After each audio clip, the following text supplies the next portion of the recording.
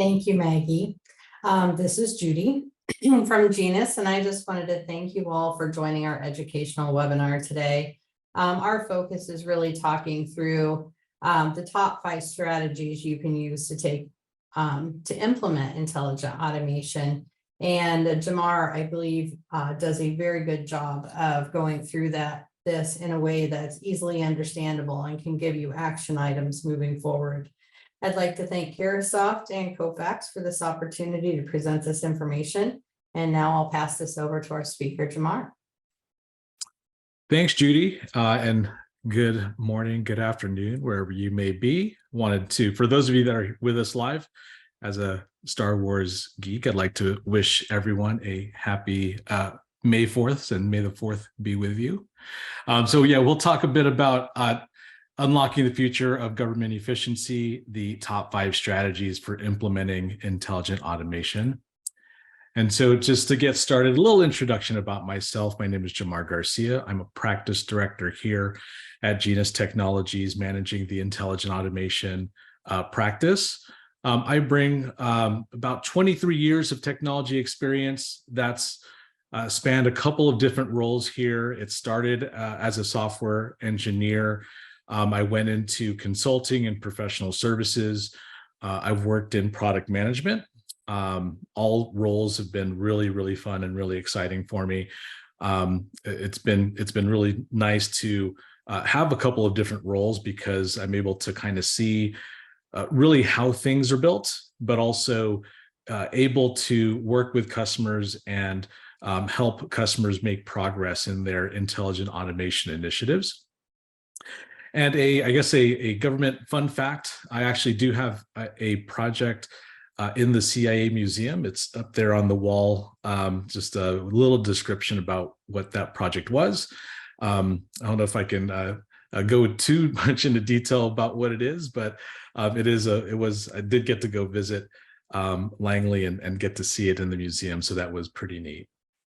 My goals for this webinar, one is to help you think more strategically about intelligent automation.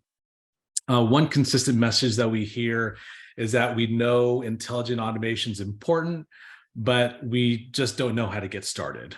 Or we've been able to get started, but we're having, growing pains and we're struggling to scale. So my objective is to kind of really bring the 20 plus years of experience to help you make progress. And so I like to think of myself as an old Jedi master helping you navigate intelligent automation. So let's talk a little bit about strategy. When I think about strategy, I think about maps. Maybe, in addition to being a Star Wars geek, I'm also a map geek. And so when you look at maps, it doesn't only tell you where you are, but you also need it to help you know where you're going.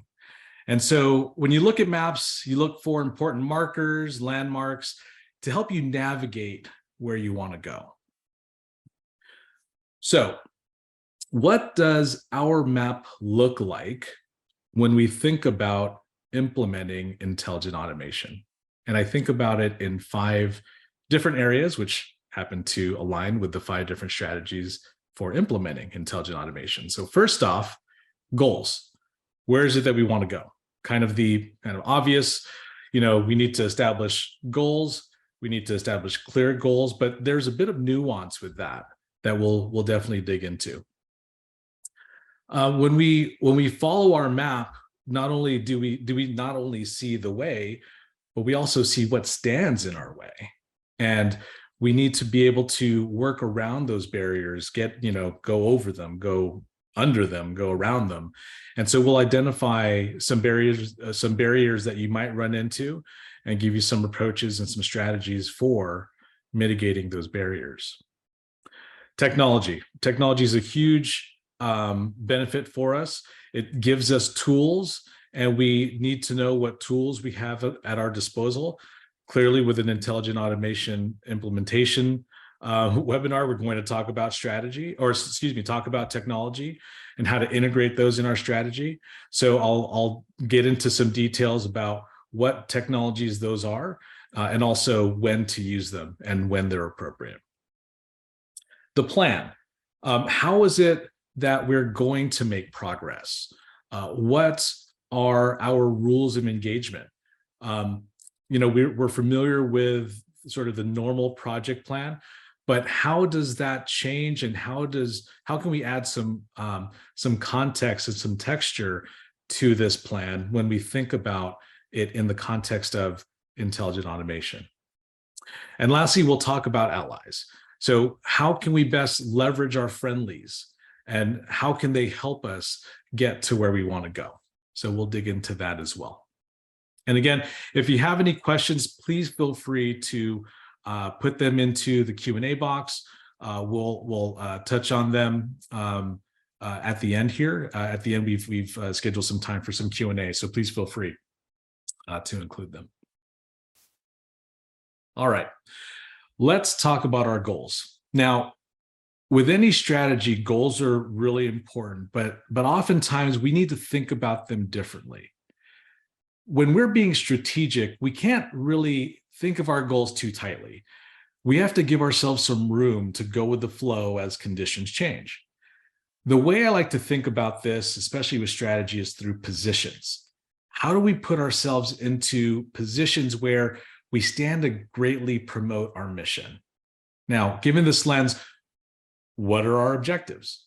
When we implement intelligent automation, what sort of outcomes are we looking for that will put us into positions to greatly promote our mission and deliver exceptional constituent services? Probably one of the most important is improving usability. Improving usability is one of the most important factors when it comes to implementing intelligent automation solutions that touch constituents. Now, why is this the case? If you don't have strong usability, you will not add value. Full stop. When we think about usability, we need to think about this in the context of our constituents. Where are they located? What are they trying to achieve? What language do they speak? What's their education or literacy level? These are all factors that we need to think about when we're building systems that can be usable for all constituents, which is definitely going to be a part of a lot of our charters. Improving access. How can we ensure that we're providing access to resources to all members of our community? Oftentimes, we try to use the 80-20 rule, where maybe we can reach 80% of our community, but this really isn't an option for government, is it? When we think about constituent services, equity is such a huge factor. So we need to keep that in mind, and we need to be as inclusive as absolutely possible. And having this mindset shifts how we think about implementing intelligent automation. Improving insights. How can we gain better insights so we can make better decisions? One of the biggest side effects of digitization is creating data, lots and lots of data. Now, having data is one thing, but the real value comes with being able to do something with that data. So this should be one of our key goals, figuring out how we can generate the right pieces of data so we can run analytics to be able to make better decisions. Now, what sorts of analytics are important? And when I think about analytics, it all comes down to answering questions. So what sort of questions can we answer? Now, they might be operational, like how quickly are we able to respond to requests?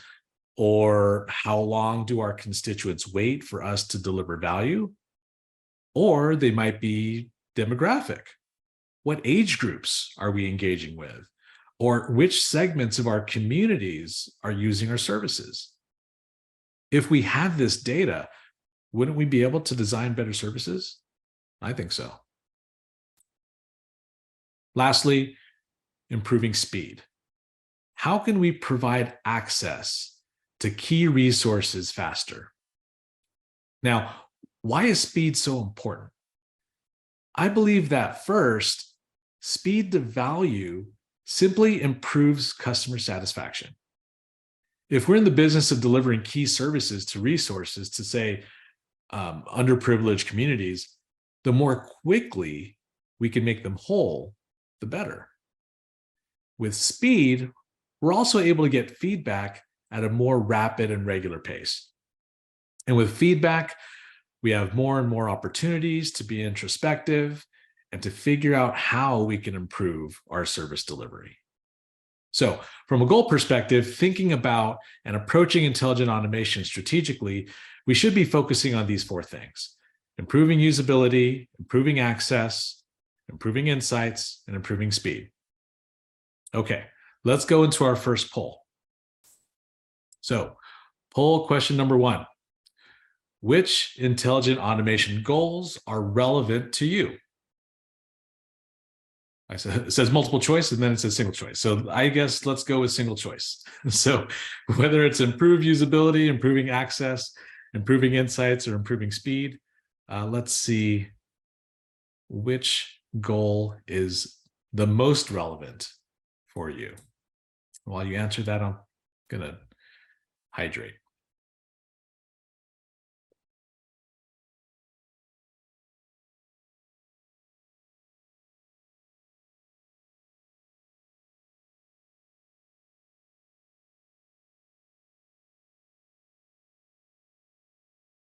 Okay.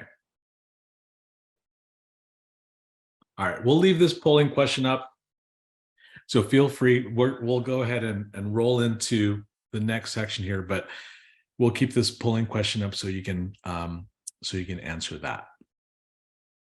Okay. Let's go into our next section. Barriers. So when we're being strategic, we don't only want to think about our path, but we want to think about what barriers can come into our way. And so when we do this so we can be proactive, and we could think about how we can mitigate these barriers and go over, around, below, or through them, right? Within the context of intelligent automation, 2 types of barriers seem to always come up. Those are organizational and technological. So let's start with organizational. The organizational barriers that come to mind for me are 1, gaining buy-in, 2, change management, and 3, dealing with detractors. So looking at gaining buy-in. So some areas where we might run into issues with gaining buy-in might be from internal stakeholders. And so we need to think about this kind of from all directions, whether this is superiors, direct reports, peers. It's going to be important for us to gain buy-in from internal stakeholders. We may also need to get buy-in from stakeholders in different organizations.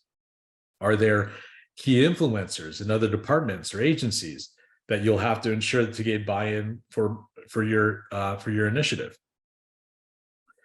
From constituents, how can you engage with constituents and other stakeholders to get their buy-in? And also from other team members. So you might have a project charter, but how will you win the hearts and minds of your team members so they can do their best work? Change management. I find it's hard to really change personal habits. And when it comes to change from a organizational perspective, I think it's equally as hard, if not harder, to change organizational habits. So we really need to think about those things. We need to think about how we can get around them. There's that analogy for how do you cook a frog? And so it's the idea is that you make slow changes to the environment. You don't go and you don't turn up the heat really, really high so that the frog jumps out of the frying pan, right? We want to make change slowly, and so we can actually increment those changes and implement those changes at a more regulated pace. And we'll talk a bit about change management. We'll definitely want to ensure that we have change management in our project plans. Dealing with detractors. So what strategies do we have with dealing with detractors? How can we get detractors to be on our side? I think these come in lots of different forms. It might be from internal stakeholders. It might be from external constituents. And so these are areas where we really need to understand our context and figure out how we can deal with barriers like with those detractors. Technological. What sort of technological barriers might we run into? So first off, understanding new technology, figuring out how pieces fit together, and also uncovering best practices. So first, let's talk about understanding new technology. So there are lots of different tools, and it feels like we get new tools every single day. We'll talk about those tools, but how do you figure out how to use them? How do you figure out what's appropriate for the use case? Does it make sense to be on the bleeding edge? I think we're seeing a lot of this, especially in the artificial intelligence space with like ChatGPT.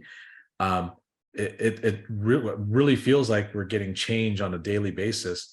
And so we really need to rationalize that and understand if it makes sense to be on the bleeding edge. And what trade-offs do we need to make with being on the bleeding edge and using bleeding edge technology? When we're figuring out how pieces fit together, so seldomly we're going to have a single tool that does everything we need. So we're going to need to figure out how to integrate these different tools.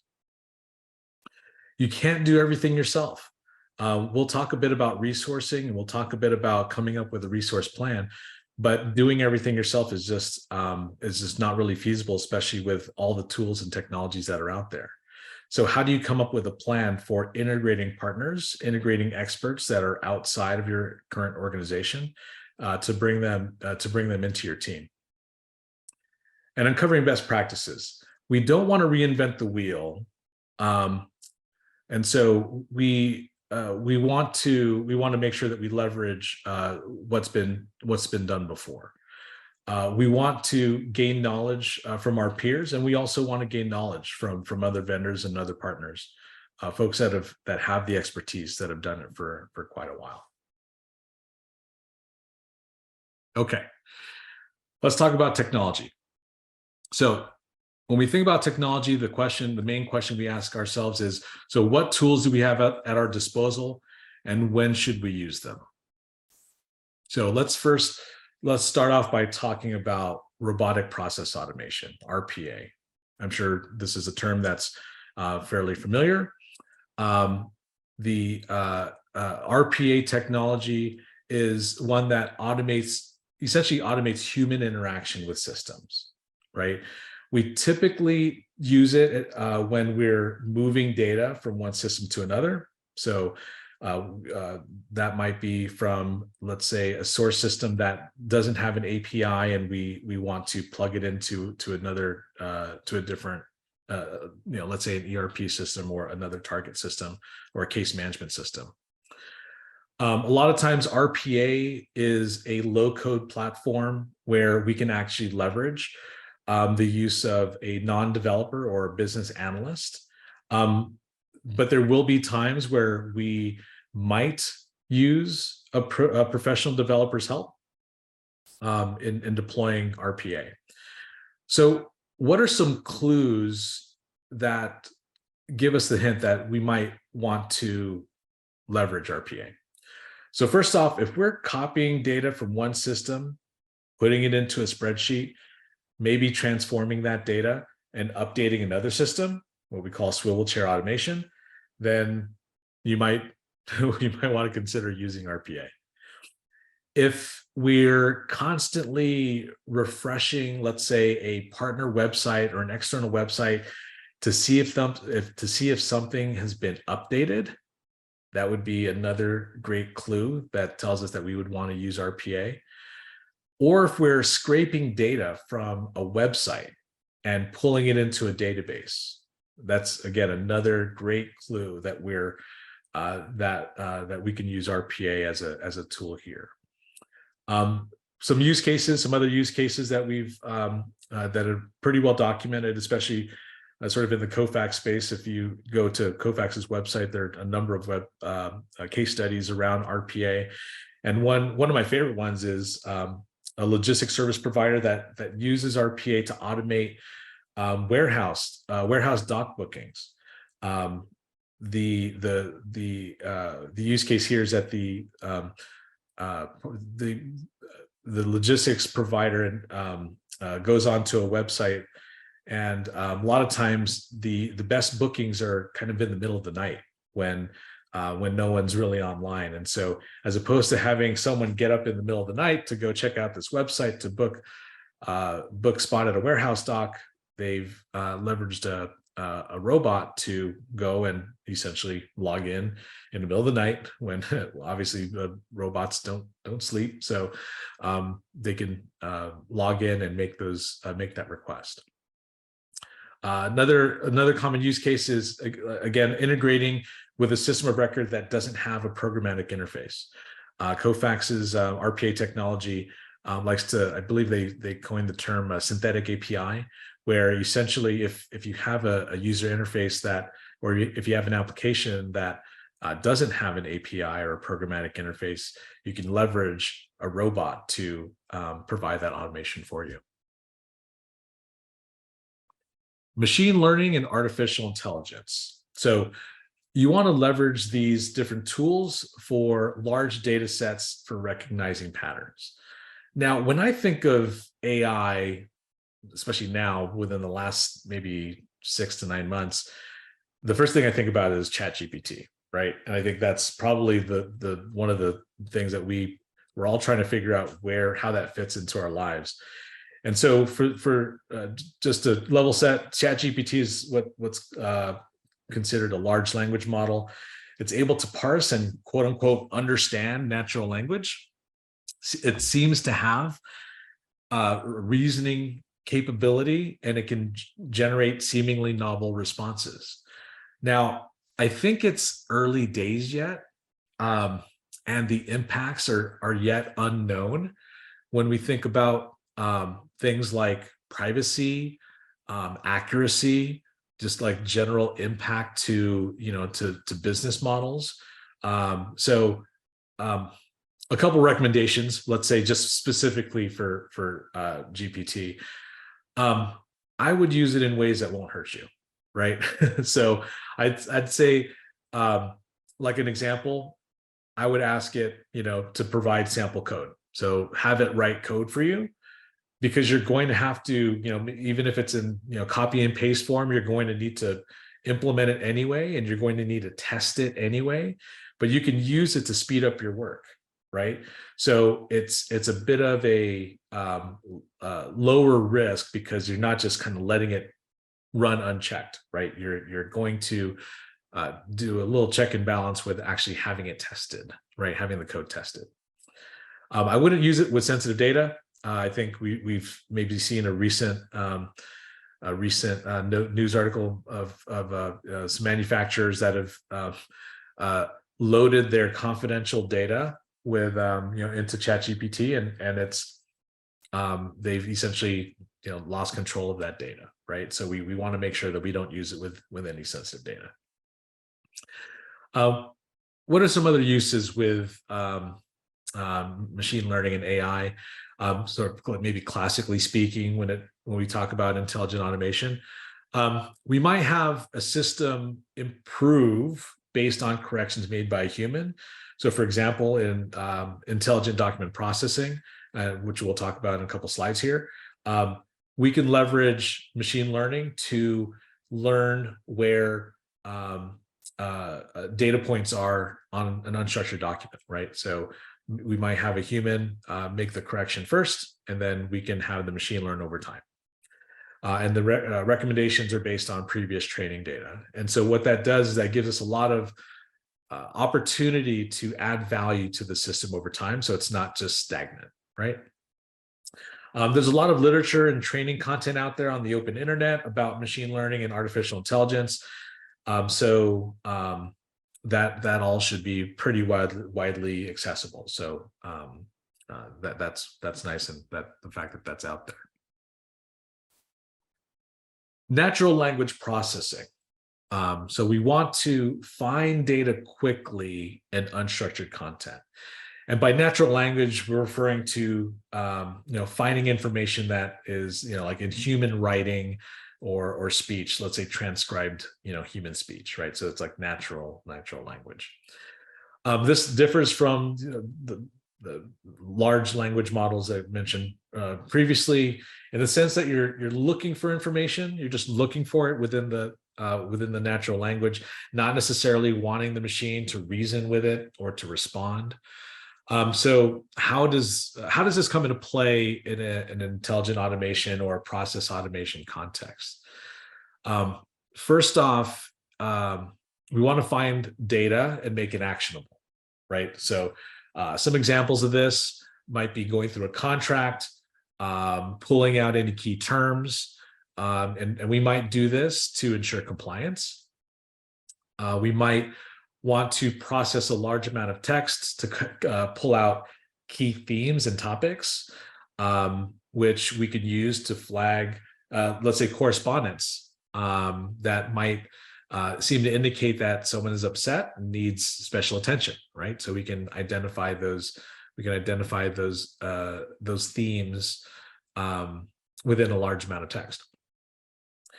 We might want to find proper nouns like names from an unstructured document, going through, for example, going through titles and finding relevant parties, so we can tag this information for later searching. So a couple different examples of when we may use natural language processing. Let's talk about intelligent document processing, or IDP. The way I like to think about this, as refining data from documents to fuel process automation. And so this is very document centric, right? So we deal with a lot of documents here in state and local government. And so we want to, what does it mean to, what we want to do is we want to go from just having the document itself, and this might be paper, this might be electronic, but we want to have a set of fields that are clean and actionable. And so what do I mean by clean and actionable? So first off, let's talk about clean data. It's correct and valid, right? It follows the correct format. It conforms to business rules, right? And actionable. Actionable is it's the right information in order for us to take action. That might be enough. The action might be to, let's say, pay an invoice or to approve an application. When we think about IDP, we think about this in a context of three different types of documents. The three types are structured, which is like a form. You might think about, let's say, like a tax form. Semi-structured documents. It's the same fields on different variations of the documents, but they might have different formats. They might be in different locations.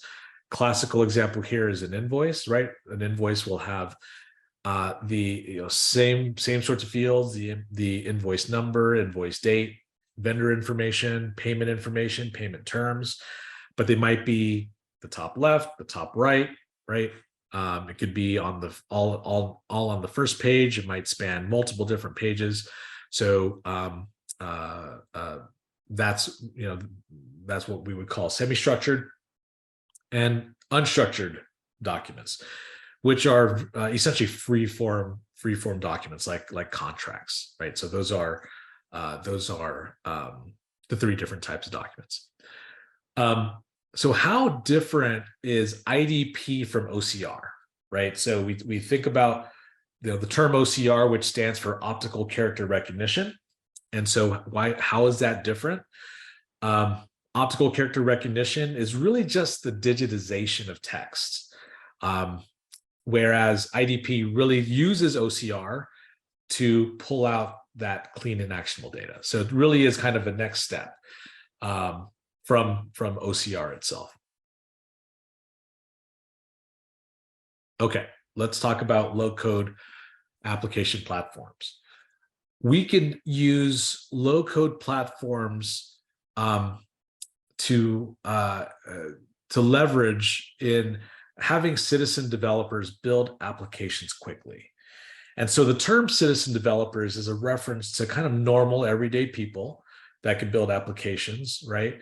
People that are closer to the day-to-day operations of the business and not typically professional developers or programmers, right?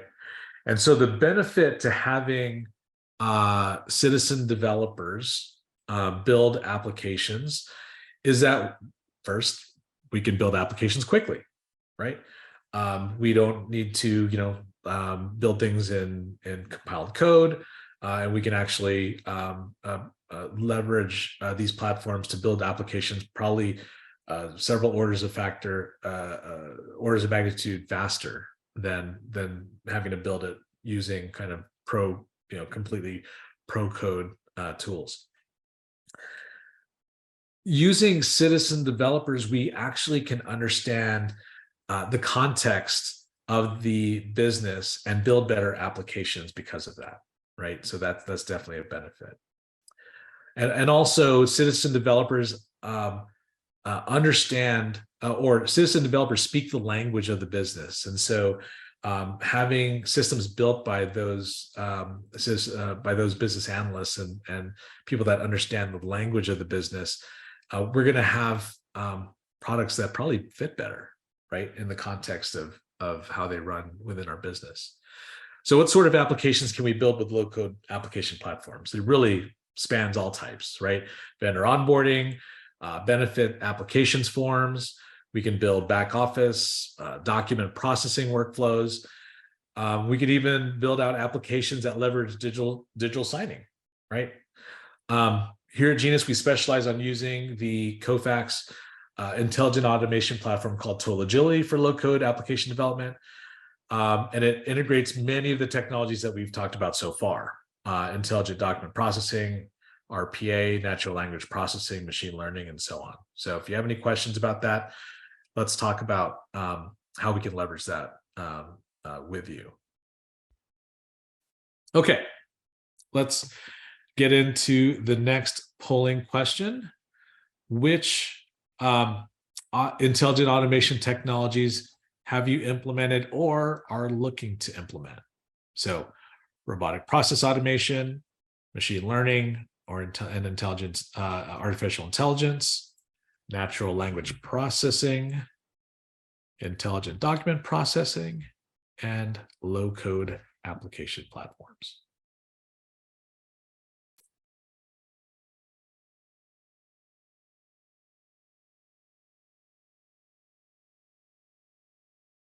All right.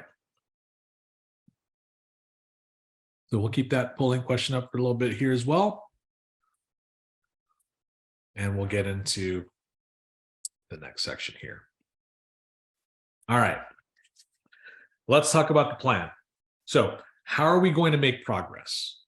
What are our rules of engagement?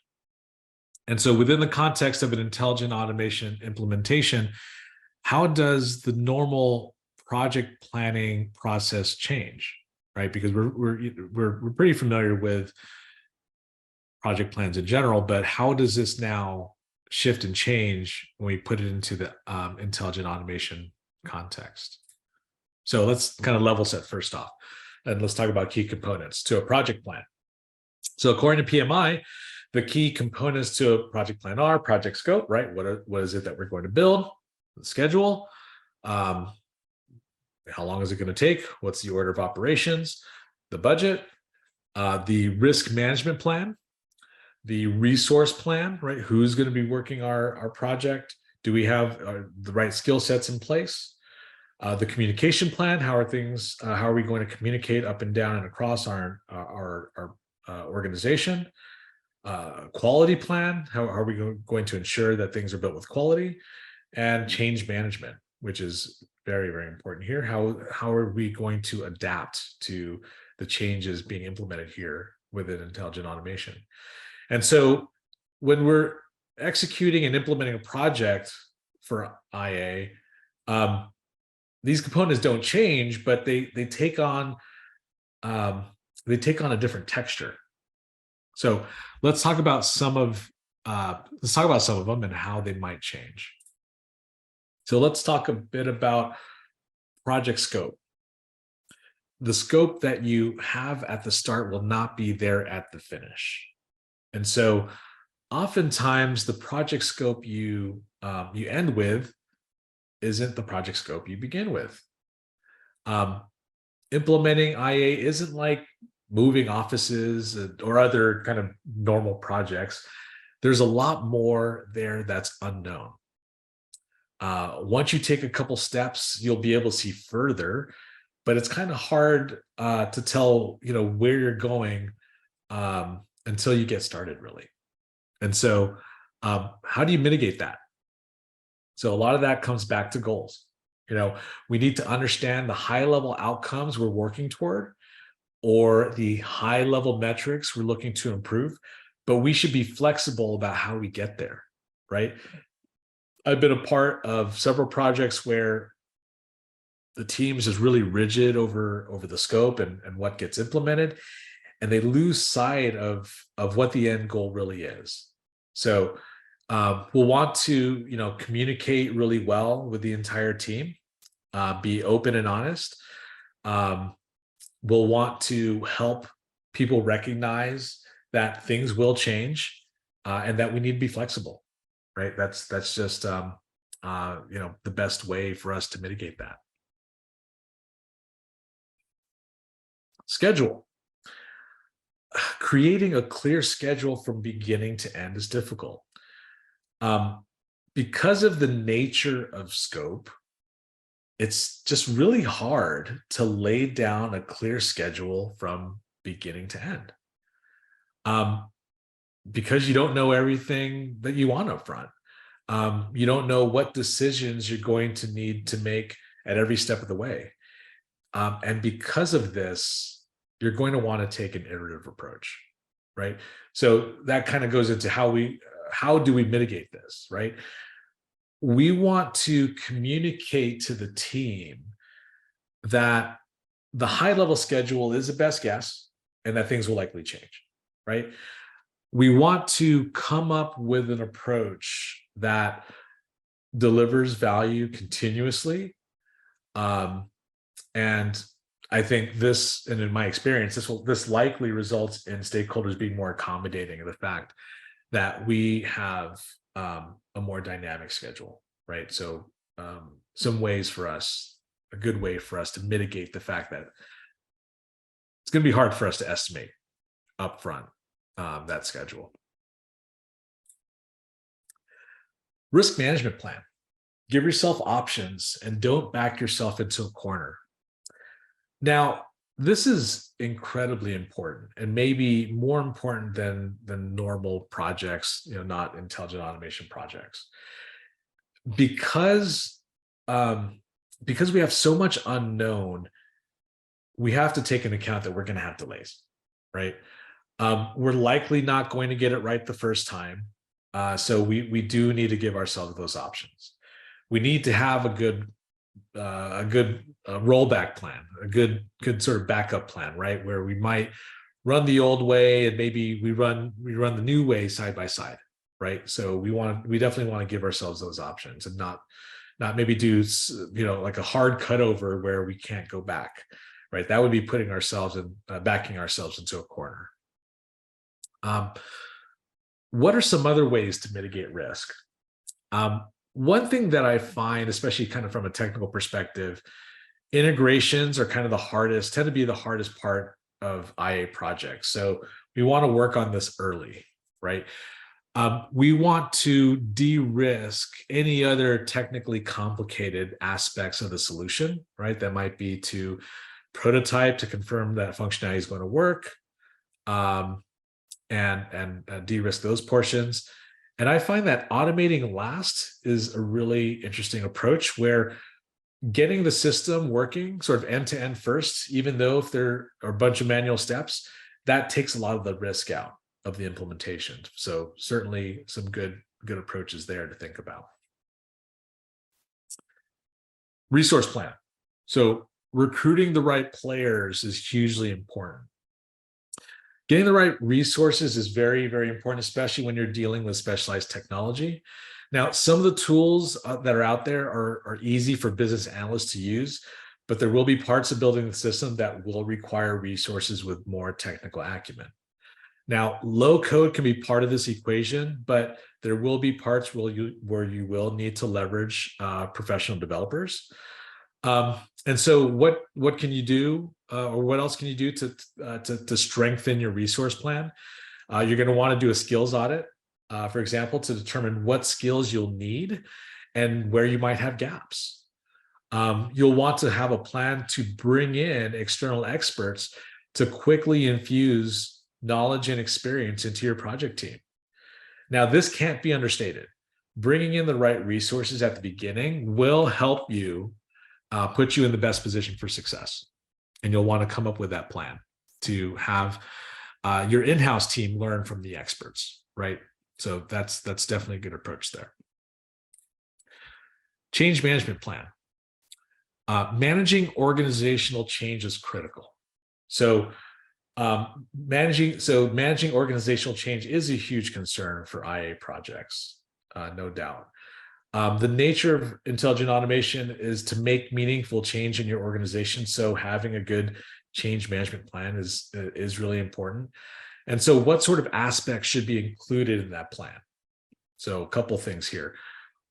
How will existing roles change?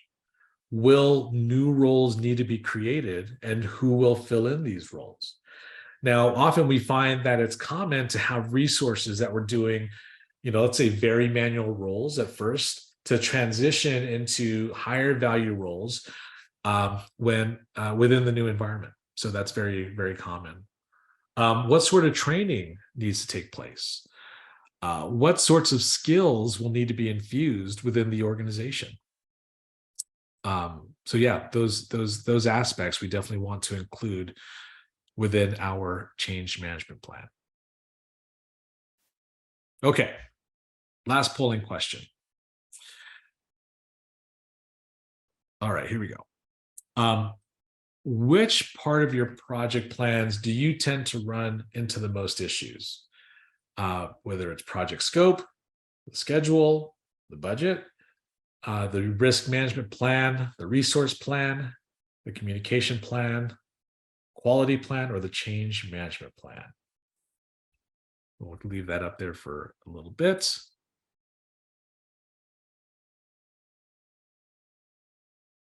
While I hydrate as well.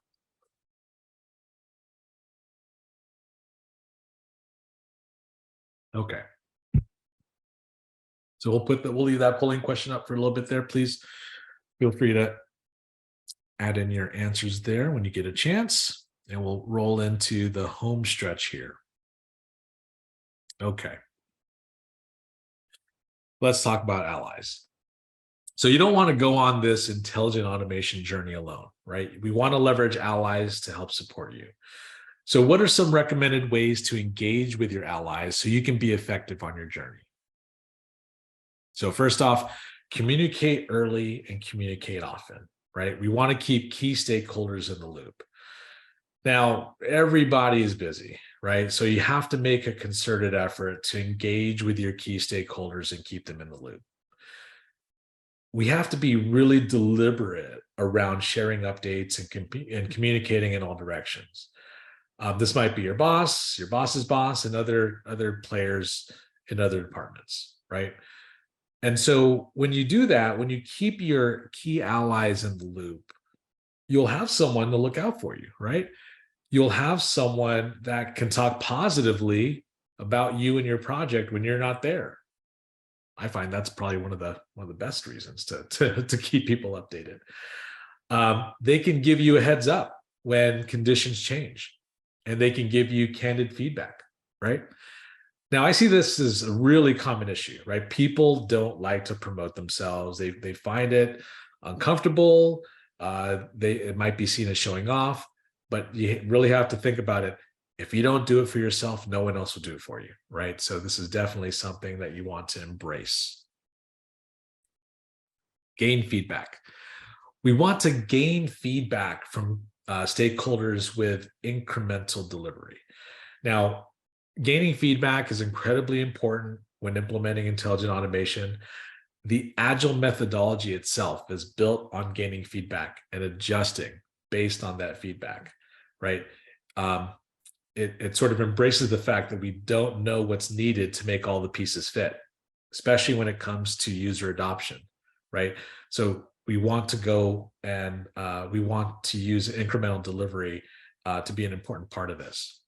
And so what is incremental delivery? Now, you may have heard the term minimum viable product, right? So this is the idea of creating the most basic solution to a problem and then getting feedback. So we want to make sure, though, that it actually does solve the problem. And it doesn't mean that it's poor quality, right? Minimum viable, right? Doesn't mean that's poor quality. But it might not have all the bells and whistles that you might have in a full implementation, right? So one analogy I think about this is in transportation, right? First, you start with roller skates, then you might have a skateboard, then a bicycle, then an automobile, then a train, then an airplane, right? You get the picture. Now, what's a good cadence for delivering like incrementally? I found that a good cadence is somewhere between 2 and 4 weeks, right? Having smaller sprints forces you to have smaller releases. It minimizes work in progress, so you're constantly delivering what you're working on, right? And you're constantly delivering value. Okay. Use low-code tools to co-build with stakeholders. We've talked a bit about low code, but how can you leverage low code with engaging with your allies? You can use these tools to help co-build with your stakeholders. Now, what do I mean by that? You can have your citizen developers work side by side with your stakeholders. Say, have a target user build screens and other user interface quickly and gain instant feedback. Now, this gives us several benefits, right? We can speed up development. Instant feedback just cannot be beat. It improves usability. The user will be able to show you instantly how usable your system is. You'll be able to have the ability to address issues quickly. It increases the chances of successful user adoption, right? Going through this process will result in improved fit for purpose. Now, a couple of tips here. Tool fluency is key, right? When we're co-building with a stakeholder, we want someone that understands the tool really well as to not slow down the process, right? So maybe bring in your key partners here. We want to set expectations, right? Positioning the work as building a prototype. So, we're maybe not completely bound by what's being built during the session because we may need to go back and tweak what's being built. And one nuance here, communication skills and emotional IQ is paramount, right? We want to make sure that your citizen developers have strong communication skills and good soft skills and EQ so they can navigate those working sessions with stakeholders. All right. We want to have stakeholders feel like they have ownership. One of the best ways to improve the chances of user adoption is to include stakeholders so they feel like they have ownership within the solution. Now, this might sound obvious, but you'd be surprised how infrequently this happens. I think project teams get so wound up with how they envision the system is going to work and how the technology will fit that they actually forget to check in with the user, right? So what are good ways to build this feeling of ownership? We've talked about a great way in the previous slide, which is co-building with your stakeholders, right? Engaging them as peers will definitely get them to build that vested interest in your solution. If you don't have a low-code tool at your disposal, using lower tech techniques like whiteboarding or wireframing is also a great approach. Whiteboarding being the process where you create designs on a whiteboard, draw things out, in conjunction with your stakeholder, or wireframing, right? Building out user interfaces in a low fidelity manner, just so that your stakeholder can get a feel for what's being built without going through the cost of building it out fully. All right. In closing, that was a lot. That was a bit of a journey here, but what I want to instill is I want you to become a strategic change agent, right?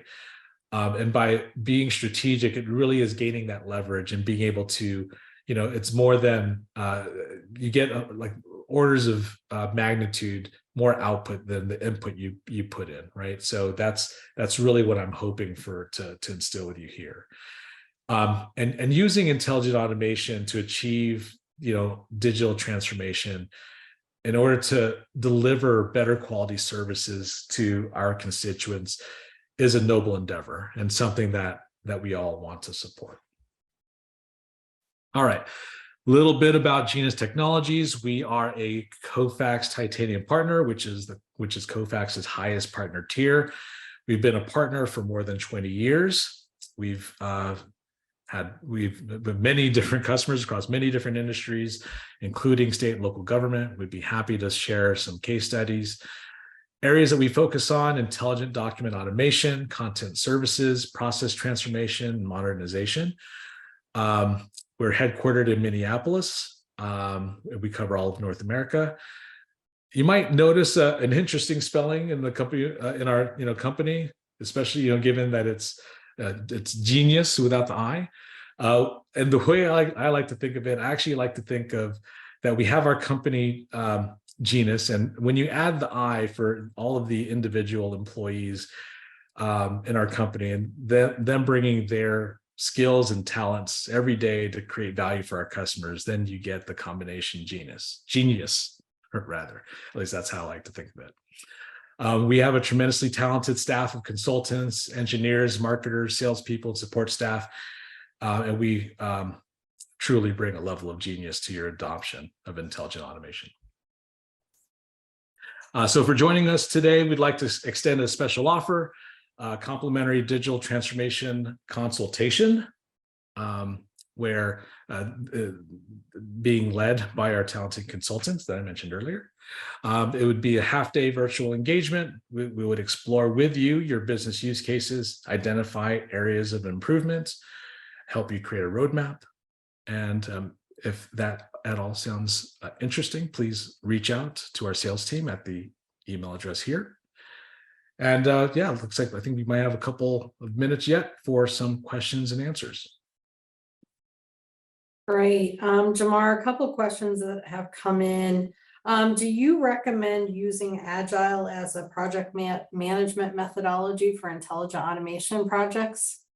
I do, absolutely. Yeah, Agile really gives us that iterative development, that continuous delivery of value, and that feedback that we get, and being able to adjust to that feedback is tremendously important with intelligent automation projects. So absolutely recommend Agile.